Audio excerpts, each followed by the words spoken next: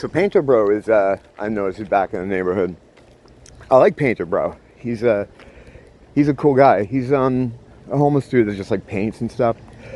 And he used to live sort of at the end of my street, more toward a condo place, but he disappeared for a while and took all his stuff. And then there are all signs put up near the condo, like you can't be around here, blah blah blah. So he's just further down the road, not far from where he was. But so unfortunately, something must have happened to him, or I don't know. But he's a good guy. I've actually bought one of his paintings, but it turned out to be much too big to hang anywhere in my house. So until I go through one of those phases where I remodel everything, it's probably going to remain next to the fridge. But yeah, it's like the problem is like he's okay. It's just that when other people that like aren't okay see that he's there and being left alone, it brings them, And I know he doesn't like it. I can kind of tell because like just from different situations where I've been going through there and a lot of people standing around him. That's the only bad thing. It's like if you're homeless and you're like just a normal guy trying to do your thing, and they see you somewhere, the meth heads or poorer parts of that community will blow up your spot. Like they'll start hanging out there, and that's indeed what used to happen there before he moved. By the time he was gone, you had people across from him, people next to him, and some of these people were the bad element. They weren't like he is. Like, you go through there at night sometimes, and they just be like, everyone's looking at your hands or looking at your pockets. Might ask you for a cigarette or something. It's like, and the thing is, this is a very well-used path that connects my neighborhood to the next neighborhood over, and there's a store there that I go in a lot and a lot of other people use. So there's like a path there. You've seen it. I've been through it like a million times. But it's like, the people that pay a lot of money to live in that neighborhood, it's not cheap there, man. I was talking about that with one of my friends from the building. When we were talking about this exact situation, he was like, me and my, I don't know if he's married, but he said his girl, it costs so much money to live here, and we're just barely making it. And then like all these other people just like hanging right near my house,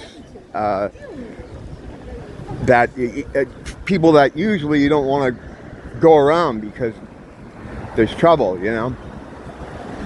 Again, not from Painter Bro himself. He's cool. He's a man of God. You can tell, even if, I don't know if he's religious or anything, or believes in God, although religious doesn't have anything to do with believing in God. Religion is simply someone trying to get between you and God and your divinity, But if someone's creating, if someone's painting, they have that sliver of divinity in them, without a doubt.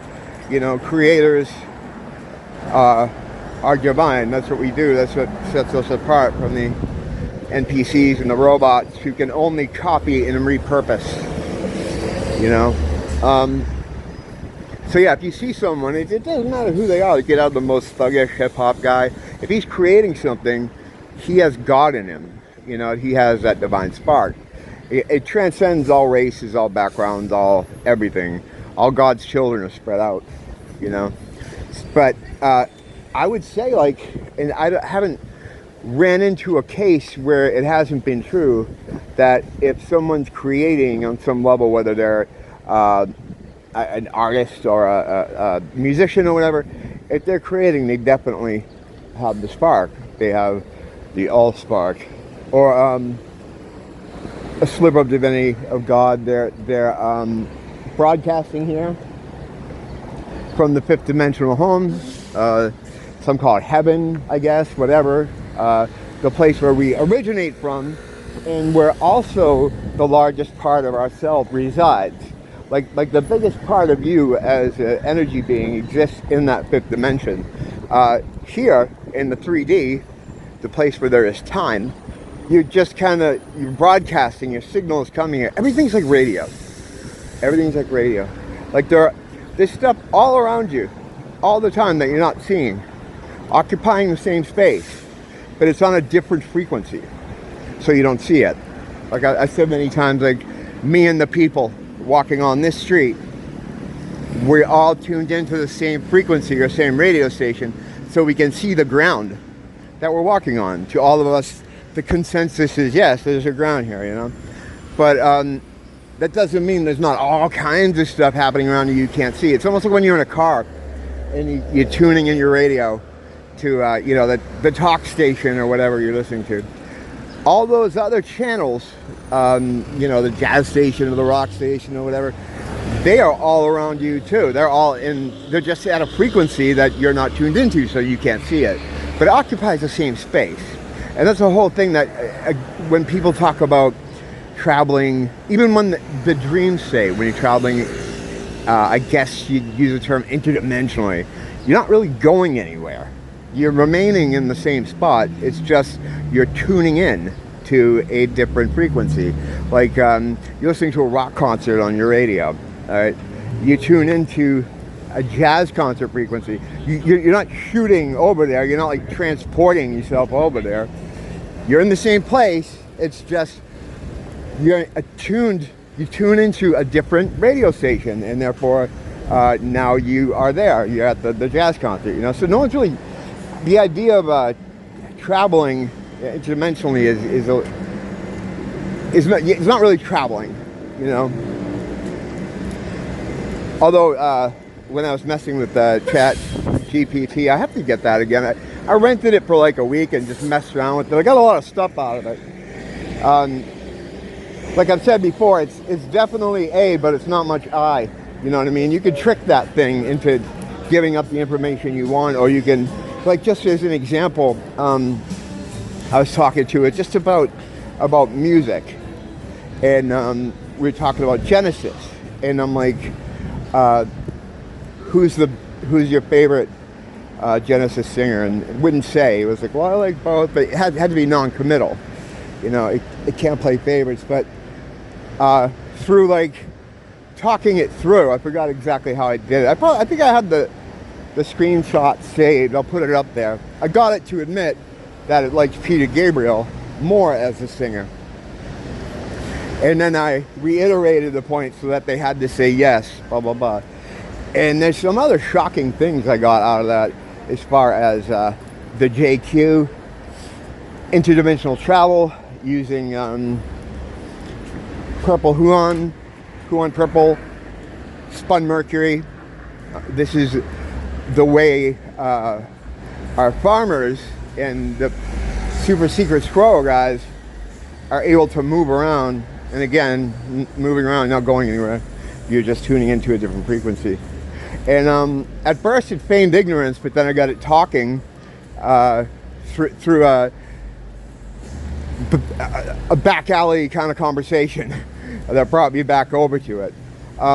Because it has the right answers to all this stuff, right? It knows all this stuff. It has to, because, you know, well, it doesn't have to. I'm sure they could probably program it not to, but I think it'd be a lot more difficult than the method they employ, which is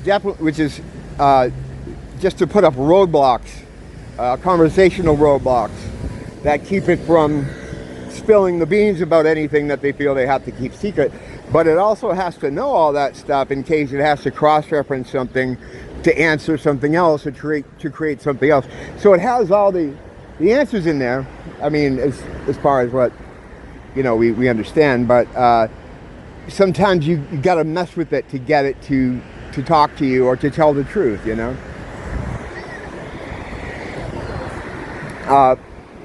That isn't creativity. That's not divinity. That's soullessness. That's satanic, really. I mean, that's what that shit is. And that extends to the AI anything. But it's not as powerful as as it's mean to be. There's not going to be any kind of Skynet kind of takeover, not with the way it is now. It certainly doesn't have the capacity to think in such a way. It's not good at tactical thinking because you need to have some kind of understanding of the human experience firsthand a lot of times to try to figure out how to maneuver in a situation. I don't even mean just tactically like in a combat sense, or just in like in a conversation sense, to be able to get your point across or to get something out of it, you know? Coppers. Yeah, but so anyway, he's back, and hopefully it works out good over there. I mean, I don't know, every day I see there's always hanger-ons, like people milling about and stuff, and it's like, and then he won't be there for whatever reason, and then, but since he's got base camp there, there's you know, people milling about, all different types you don't want to usually interface with, or types I try to stay away from. Some of that over there, so it's I don't know, it remains to be seen exactly how it all pans out. I hope it's okay, and he has his little space, but still, it's, you know, you get people spending all this money to live here, barely scraping by, sacrificing a lot, and then you walk out your door and it's like, you know, homeless base camp. It's like, fuck. The thing is, like, to get away from that completely, you need to be mega rich. Like, you need to live in a gated community, and that's it. And that's how things have been going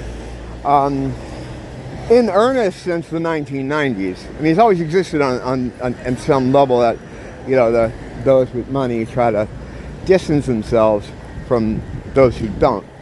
And the reason is, I mean, there's a lot of reasons, but one of the things that I think is the most, like, immediate is they don't want you to gain any kind of wealth because they don't want to see you at their country clubs or at the places they go to or at their favorite restaurants.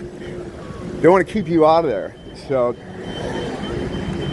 the thing with now is to the point where the divide has become an enormous valley, and you have people that have and those that have not, and the haves are becoming richer and the have-nots are becoming poorer. So to the point where if you want to just be able to walk safely around your neighborhood and not have to worry about you know, being shaken down or creeped on or have a dog mob attack you. That's the thing too with homeless people.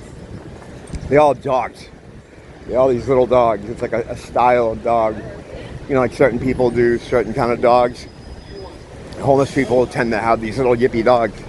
And they all have one. So when there's a bunch of them hanging out, there's a fucking dog mob. And, you know, I've had times over there where they all come rushing at me. I'm like, if that was my kid, right, that was coming through there, and they had that coming at them, I would get a can of gasoline and a flamethrower. And, yeah, you can probably imagine the rest. And then I'd go home and sleep very soundly. But yeah, so in order to avoid that bullshit, you have to make so much money that you're in a gated community. And that's what happens here. Like a lot of the people, the local politicians that make these stupid decisions, or they uphold these programs that ruin the community,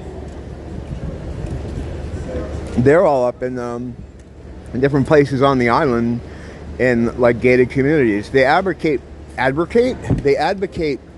for people they don't want near them, but it's fine now they're near you. Same old story.